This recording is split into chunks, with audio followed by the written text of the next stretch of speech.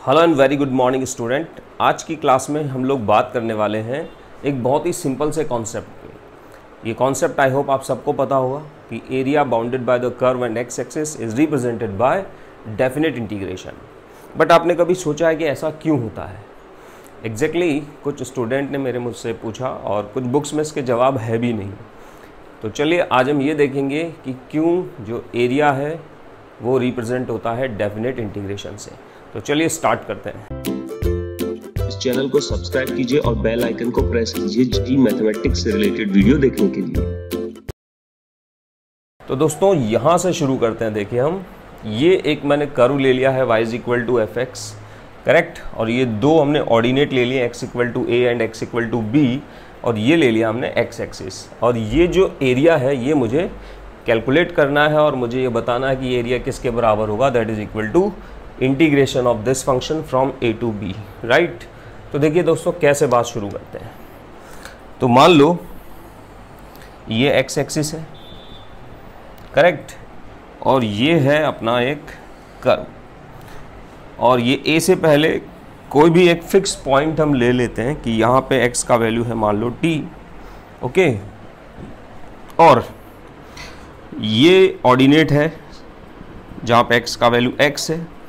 तो ये जो एरिया होगा यहाँ से लेके पूरा यहाँ तक, मतलब x इक्वल टू टी से लेकर के x तक, इस एरिया को हम लिख देते हैं ए एक्स। डेफिनेटली x का फंक्शन होगा, जैसे जैसे आप x को इंक्रीज करोगे या डिक्रीज करोगे ये उस पर डिपेंड करेगा।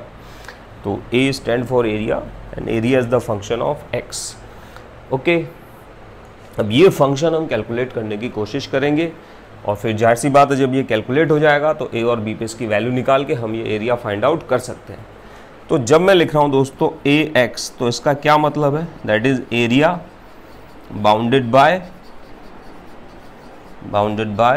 y is equals to F X and X axis, correct, between x equal to T.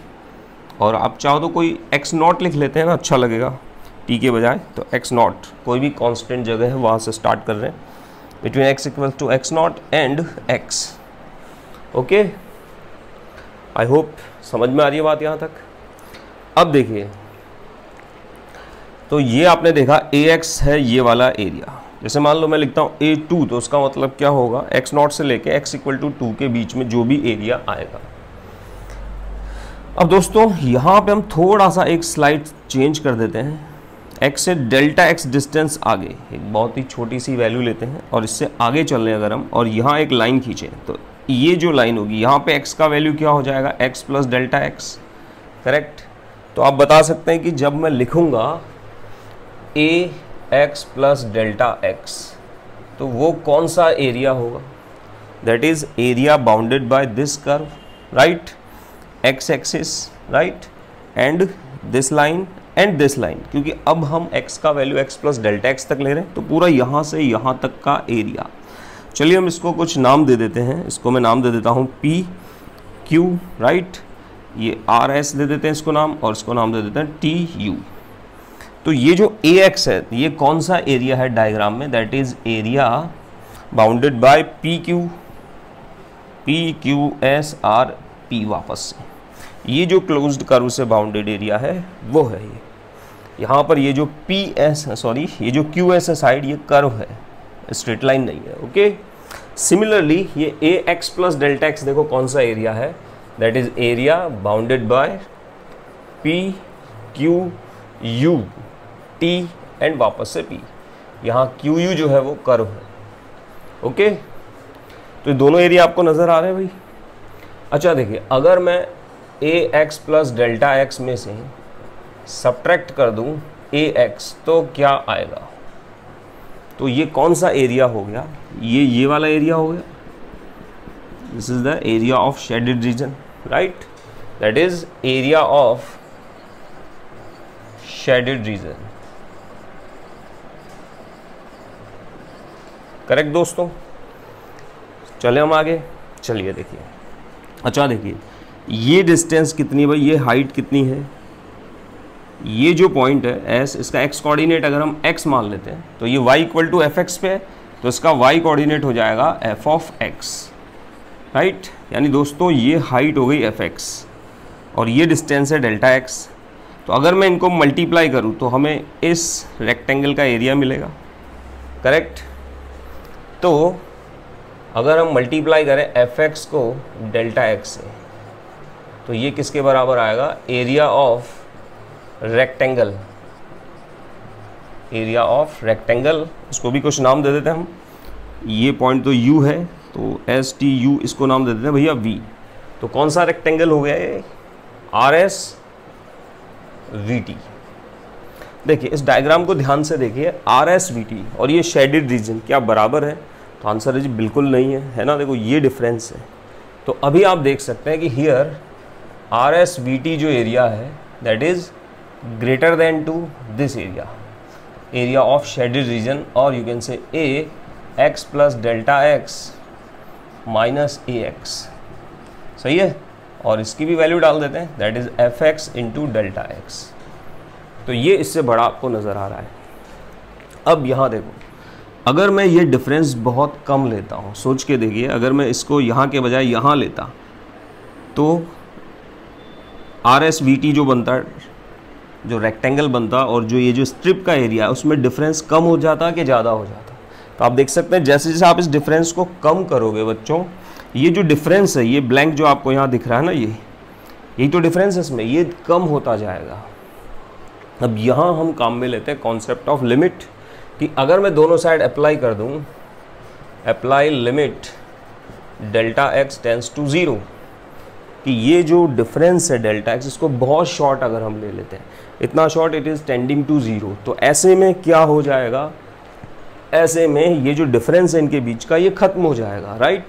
और ये जो शेडेड रीजन है ये एक रेक्टेंगल बन जाना है जिसकी की विड्थ बहुत ही कम होगी, नेग्लिजिबल होगी एकदम। तो ऐसे में ये दोनों टर्म क्या होगी बच्चों, बराबर हो जाएगी।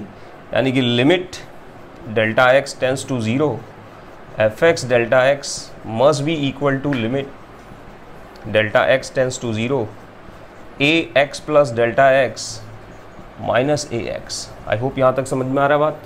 Now let we divide both side by delta X, दोनों साइड को डेल्टा एक्स से डिवाइड कर देते हैं। तो इधर तो बचेगा देखो केवल एफ एक्स, और सामने बन जाएगा बच्चों limit delta X tends to zero A x plus delta x minus A X upon delta X. और आई होप कि अब आप इसको पहचान गए होंगे, right. According to the definition of derivative, ये ही डेरिवेटिव है, ये क्या चीज़ है, that is D A by D X. तो किसी भी कंटिन्यूस कर्व एफ एक्स के लिए अगर वो कर्व एक्स एक्सिस के साथ जो एरिया बाउंड करता है वो ए एक्स है, राइट। तो फंक्शन जो होता है वो क्या होता है, उस एरिया का डिफरेंशिएशन होता है। तो अगर मान लो आपको फंक्शन एफ एक्स गिवन है और एरिया कैलकुलेट करना है, राइट, एफ एक्स गिवन है, एरिया कैलकुलेट करना, मतलब आपको एक ऐसा फंक्शन ढूंढना पड़ेगा जिसका डिफरेंशिएशन करने पर ये आ जाता है। बस यहीं से हमें ज़रूरत महसूस होती है इंटीग्रेशन की। तो यहाँ देखिए, अगर एफ एक्स बराबर है d A by D x के, then A x known as anti derivative of F x, क्या बोलते हैं इसको, anti derivative of F x, right. और इसी चीज़ को, इसी एंटी डेरिवेटिव फंक्शन को किससे रिप्रेजेंट करते हैं भाई, इंटीग्रेशन से, दैट इज़ कॉल्ड इंटीग्रेशन। तो इसको बोलते हैं integration of F X with respect to X, right. और ये कहाँ से कहाँ तक लिया है हमने इंटीग्रेशन, हमने एक्स नॉट से लेके और एक्स तक, राइट। तो ये ए एक्स जो है, ये एरिया कौन सा रिप्रेजेंट करेगा, एक्स नॉट से लेके एक्स तक का एरिया। तो ये सिंबल उसके लिए बनाया गया है। तो ये सिंबल किसको रिप्रेजेंट करता है, एंटी डेरिवेटिव को, और वही बन जाता है इंटीग्रेशन, जो किसके बराबर हो गया, एरिया के बराबर। तो दोस्तों ऐसे हमको मिलता है एरिया बाउंडेड बाय कर्व जो है वो किसके बराबर होता है, एंटी डेरिवेटिव के। फंक्शन का एंटी डेरिवेटिव एरिया हो जाता है। अब मान लो आपको एरिया निकालना है बाउंडेड बाय, ये वाला एरिया आपको कैलकुलेट करना है। Let we take the name of this area as S. तो ये एस यहाँ देखिए किसके बराबर हो जाएगा, देखिए कौन सा एरिया कैलकुलेट करना है, ए से बी तक। यहाँ मान लो ये एक्स नॉट है, तो आप क्या करें, पहले यहाँ से लेके यहाँ तक का एरिया कैलकुलेट कर लें, और वो कितना हो गया, देखिए पहले तो इसको ऐसे लिख देता हूँ मैं, a to b that is equal to, हाँ जी वो कितना हो गया, एरिया फंक्शन x0 से लेके b तक, तो वो हो गया a of b। a of x से हमने रिप्रेजेंट किया था area bounded by the curve and x axis between x equal to x0 and the line x, right. अब यहाँ x का वैल्यू b लेना है तो ये a b हो गया, माइनस हो गया ax, तो माइनस a। तो दोस्तों यहाँ से हमें ये डेफिनेशन भी मिल जाती है डेफिनेट इंटीग्रेशन के लिए कि a to b fx dx जो है वो इसके बराबर होगा। तो आई होप अब आपको बात समझ में आ गई होगी। तो देखो एग्जैक्टली इंटीग्रेशन की शुरुआत ना यहीं से होती है, जब हम ये एरिया इस तरह से कैलकुलेट करते हैं और हमें पता चलता है कि अब हमें एंटी डेरिवेटिव निकालना आना चाहिए, राइट। तो यहीं से फिर बाद में फॉर्मूले वगैरह बनाए गए to find out the anti derivative और इंटीग्रेशन, यहीं से फिर रूल डेवलप किए गए सारे के सारे। तो चलिए ये था बेसिक किसका, डेफिनेट इंटीग्रेशन के ज्योमेट्रिक मीनिंग का। आई होप अब आप समझ गए होंगे कि क्यों डेफिनेट इंटीग्रेशन बराबर होता है एरिया के। Now we will meet in the next class, इसमें और किसी हम कॉन्सेप्ट के बारे में बात करेंगे। अगर आपको भी किसी टॉपिक में IIT JEE सिलेबस के किसी भी मैथमेटिक्स के टॉपिक में अगर आपको डाउट हो तो आप कमेंट सेक्शन में लिख करके हमसे पूछ सकते हैं। मैं डेफिनेटली कोशिश करूंगा आपके डाउट को दूर करने की। ये वीडियो आपको कैसा लगा ये आप कमेंट सेक्शन में ज़रूर बताइएगा। आपके कमेंट से हम मोटिवेट होते हैं और नए कॉन्सेप्ट के बारे में बात करने के लिए। तो चलिए अब हम मिलेंगे नेक्स्ट वीडियो में। Till then good bye.